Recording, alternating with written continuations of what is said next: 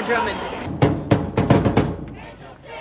They just bombed a kindergarten in Rafah.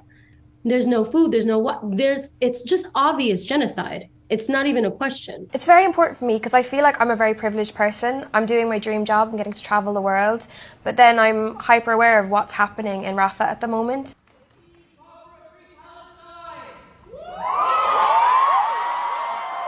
To the best of my knowledge, however, tomorrow will be unique in bringing Prime Minister Netanyahu to address a joint meeting of Congress. It will be the first time in American history that a war criminal has been given that honor.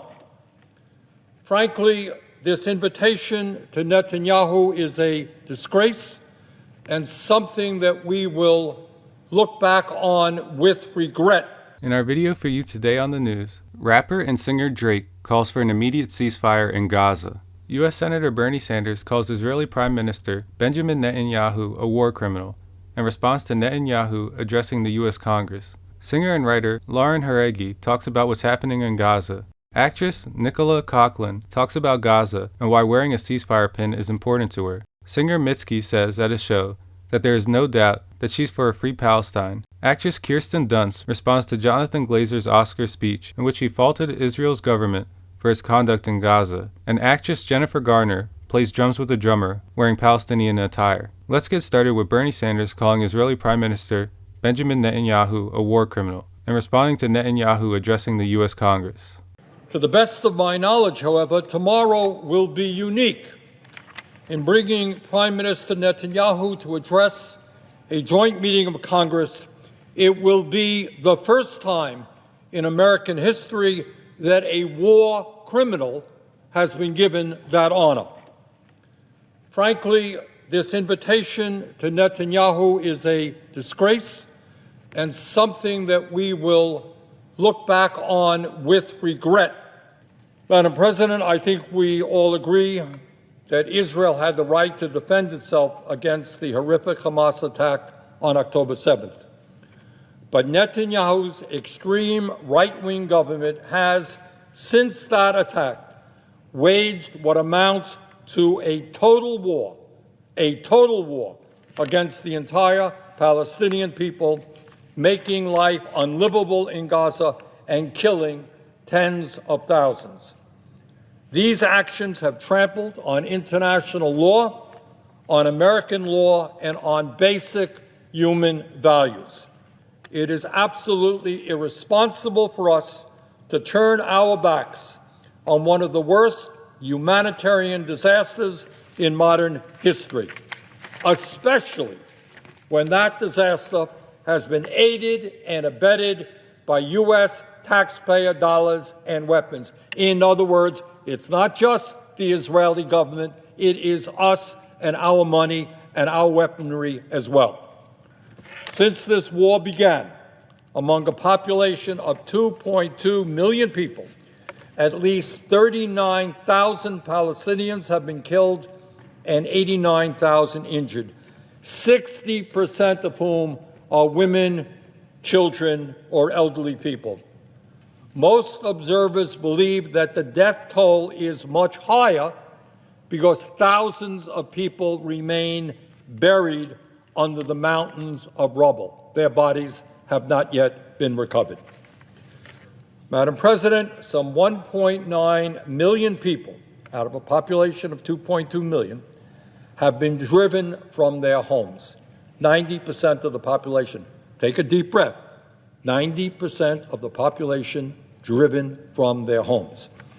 The vast majority of these desperate and poor people have now been displaced not once, not twice, but in some cases 4 or 5 times, herded around like cattle. When Netanyahu comes before Congress, I hope that for 1 second, the members who attend will focus just for a second on the starving children in Gaza. I hope while they applaud that they will think about the hundreds of aid workers killed, the dozens of hospitals bombed, the housing destroyed, and the universities obliterated. More than 50,000 children require treatment for acute malnutrition and are at risk of starving to death. So if you stand up and applaud that guy, remember the starving children that he has created. The children will carry the scars of this disaster for the rest of their lives. That is what Netanyahu is doing to the children of Gaza. He should not be welcomed to the United States Congress. Months of escalating tensions between Israelis and Palestinians have erupted into a firestorm. The Israeli Defense Ministry has ordered what they describe as a complete siege of Gaza. The state of Israel has the absolute right to defend itself, but they do not have a right to kill 38,000 Palestinians and wounded more than 77,000. I ask you also to understand that right now there are hundreds and hundreds of thousands of children in Gaza facing starvation. Facing starvation. A stop to the bombing is critical to save innocent men, women, and children in Gaza and secure the safe return of hostages. I do not believe we should be appropriating $20 billion, $10 billion, another $14 billion to Netanyahu's right-wing extremist government in Israel to conduct a horrendous, and immoral military campaign. And you're looking at one of the most horrific humanitarian disasters in the modern history of this country. These children and thousands more are the direct result of Netanyahu's policies. I personally believe that Netanyahu is also a war criminal. I think he's a war criminal. I think he never should have been invited to address Congress. I will not be in attendance for that speech. In relation to this, after Netanyahu's address of Congress, Bernie Sanders said the following: "My colleagues gave repeated standing ovations to Netanyahu yesterday. I hope they remember the starving children of Gaza, who will carry the scars of this disaster for the rest of their lives." Senator Sanders, you're on Capitol Hill right now. Obviously, earlier, Prime Minister Netanyahu addressed Congress. You did not attend that speech. You said yesterday it was the first time that you believed a war criminal, as you put it, had been invited to address the U.S. Congress. In that speech, he referenced the protesters who were outside the Capitol. There were thousands of them as Tehran's useful idiots. Yeah. What was your takeaway from what you heard from Prime Minister Netanyahu? My takeaway is that he came a very long distance from Jerusalem to Washington, D.C. to give a campaign speech for the folks back in Israel. This is a guy who some 70% of the people in Israel in the last poll that was taken want to resign. So he came here and he got a good reception from the Republicans. But, it's not just me who thinks he is a war criminal. This is what the International Criminal Court has determined. They have determined what I believe to be true, that his policies are resulting in the starvation of tens and tens of thousands of children and Palestinians. And that is a war crime. And he, along with Sinwar, the leader of Hamas, has been charged with being war criminals. And in my view, they both are. Sinwar started this war with his Hamas terrorist group, but Netanyahu has waged total war, destroying the housing, destroying the infrastructure, destroying the healthcare system. They have bombed every one of the 12 universities in Gaza, and now we're looking at tens and tens of thousands of children facing starvation. And he lied. He lied when he said, we are trying to get food in. We are, trying to act in a decent way. Every humanitarian organization working in Gaza indicates that Israel is making it difficult, impossible for food to get into starving people. That is a war crime. But there's a violation, a very real violation of international law happening, and we're all still debating, and all of their numbers are questioned and alleged. And we can literally watch with our own eyes hospitals and schools. They just bombed a kindergarten in Rafah, and Khan Yunis and Rafah were the little pamphlets in the north told people to go down to avoid being bombed and to avoid being.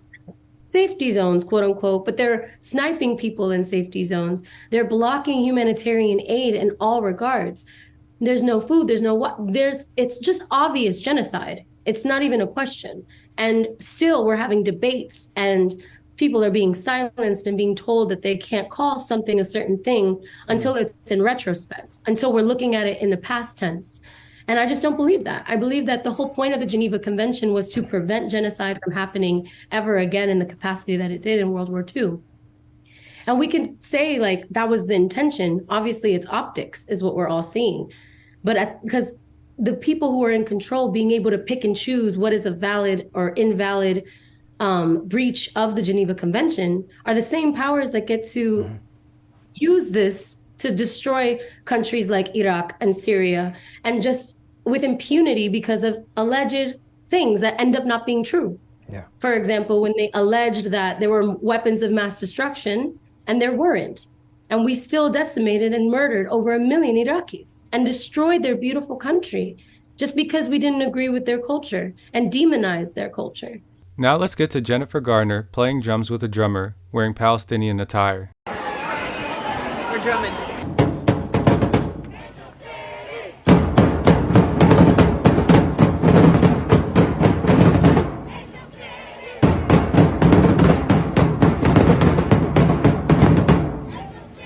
We got it, guys.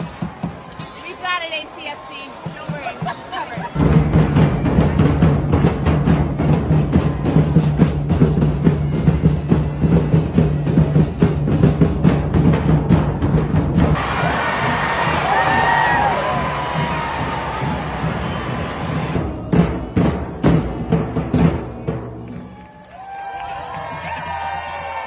Also in Palestinian news, UK Member of Parliament Zara Sultana said the following: "The Israeli military is using British-made weapons in its horrifying assault on Gaza. Our new government must end this complicity and uphold the rights of the Palestinian people. That's why next week I will table an amendment to the King's Speech to ban arms sales to Israel." Now let's get to Nicola Coughlin talking about Gaza and why wearing a ceasefire pin is important to her. Wearing the ceasefire pin, of course, so why is it important for you to wear this as you're promoting Bridgerton? It's very important for me because I feel like I'm a very privileged person. I'm doing my dream job, I'm getting to travel the world, but then I'm hyper aware of what's happening in Rafah at the moment.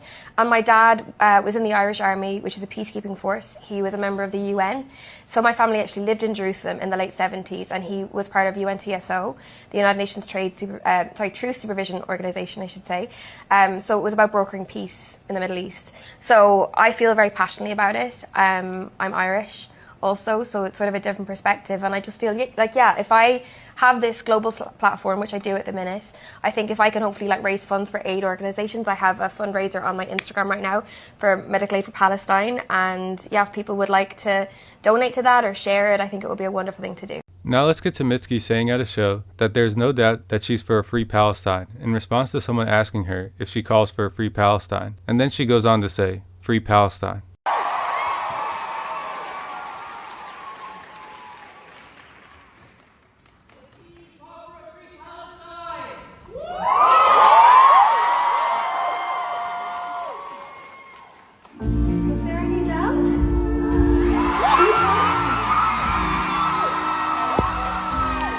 As for Kirsten Dunst's response to Jonathan Glazer's Oscar speech, in which he faulted Israel's government for its conduct in Gaza, according to Variety, quote, "In an open letter, more than 1,000 Jewish creatives slammed Glazer's remarks, which faulted Israel's government for its conduct in Gaza.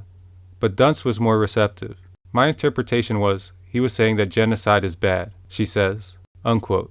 As for Drake, according to Artists for Ceasefire, Drake signed an open letter to U.S. President Joe Biden asking for an immediate ceasefire in Gaza.